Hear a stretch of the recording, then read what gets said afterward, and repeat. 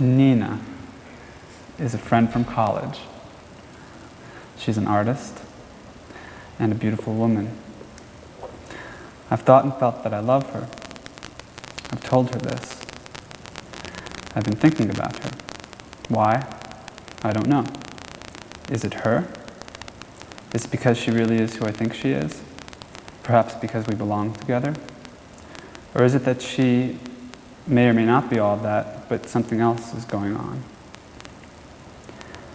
Our relationship is dysfunctional, painful, harmful to myself and to other relationships. She's seeing someone else, and I found that she uses me to fill the holes in her relationship with him. Who is Nina? What are her qualities? Dark, passionate, sensual, creative, deep, beautiful, unhappy, or discontented? Are these my own qualities that I've disowned? I'm not talking to Nina. I've pushed a button and banished her from my life. I've tried to move on, and yet her image mentally reappears in my mind and in my heart as a center of radiating pain. So, was there any news in your entry? I mean, did anybody have anything emerge that was new or interesting? Or, I guess I want to ask just what was that like for you to write it and then to read it? I found I wanted to edit myself constantly. Yeah, that's really important to note. It's hard to do it just to get it out on paper. Yeah. But once it starts going, it's like a flow. Good. Anything else? Yeah. The person I wrote about I haven't seen in a couple of years, and I was surprised they still had that much charge around that. Did everybody hear that? He hasn't seen the person for a couple of years, and he was surprised that that's who he wanted to write about, that he still has a charge. That's good. Okay, so are we ready to move on? Okay, so what's happening now? We've just written about it in third person. What are we going to do next? Dialogue. Yeah, we're going to move into a dialogue. We're going to move into second person and have an exchange with the object, or the object of our distress, and talk to them as though we have something we need to say to each other. Okay? Now, it's important to note that this is an important energetic shift, because the willingness to actually bring the issue into second person, to sit down in your own awareness and to have this conversation, that you've already shifted your energetic barrier. Okay? That something has already happened energetically that's important. Okay? All right. On this, should we, should the dialogue be in an effort to address the situation, or should it just be like unabashed expression towards them, or should it be like trying to resolve, I think it's good to talk about the situation.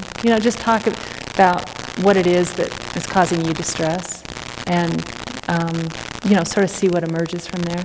The main thing is don't get too concerned about would they say this, would they not say this. That's the thing that comes in, and just go with whatever comes up. All right, what's important is that you let whatever it is that they want to say in this exercise emerge, and don't, just go with that, because you'll be surprised what comes up. Okay? So now I'm going to ask you to write in the second person, keeping in mind that you're making the shift into relationship, and that's a big step.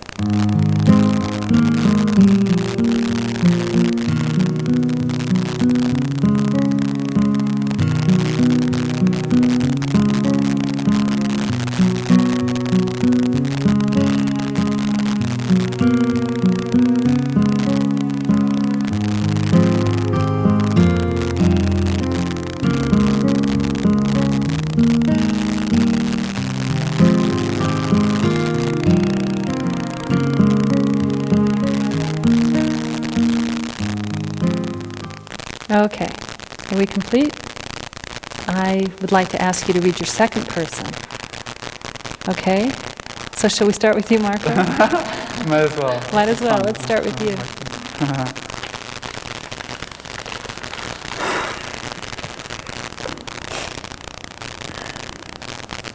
So this is Marco speaking with In Nina. dialogue, yeah.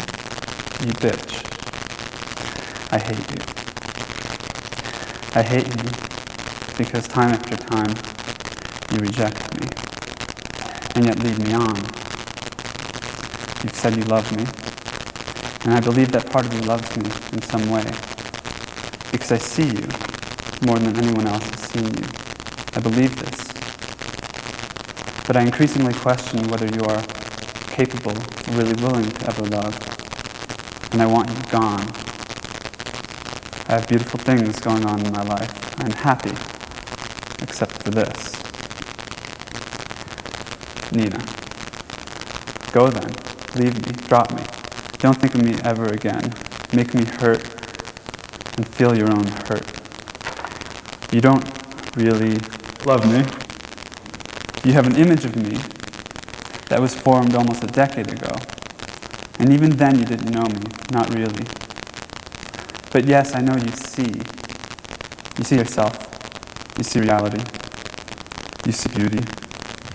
And maybe you see truth sometimes. That's where I resonate. That's what I resonate with in you. But that doesn't mean you see me. That doesn't mean you know the curve of my left ear at night, the smell of my sweat when I'm gloved. You don't know these things and you never will. Or maybe you might. Maybe you hope for that. But you'll just have to live with that uncertainty until you die.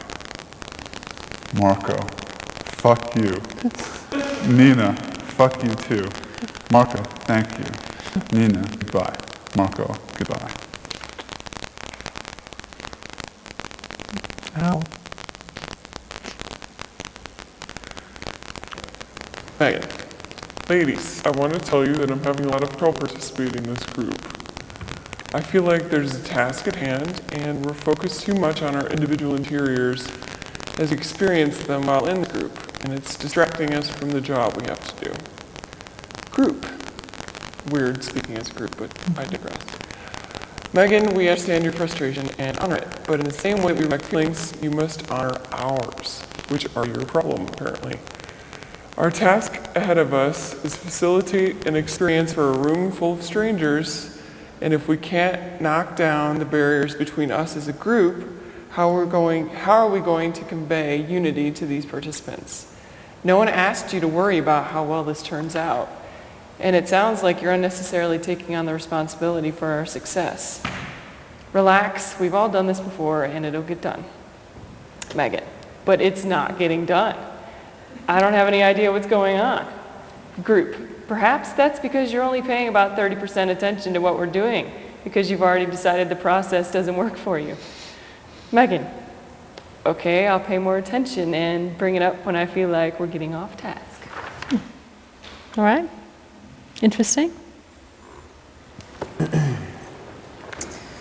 You are driving me into the ground. Your constant demands prevent me from living the life I want to live. The more I do for you, the more you demand of me. When are you going to be satisfied? When will you give me a break and let me do my job on my own? Casey, the reason I keep asking of you is that you keep delivering. You're someone I can trust to take care of things I can't do myself. If I seem demanding, it's only because I have full faith in your ability to execute. If you have too much for you to handle, just let me know and we will figure out a different solution to get our mutual goals accomplished. We are in this together. Good. No, Molly?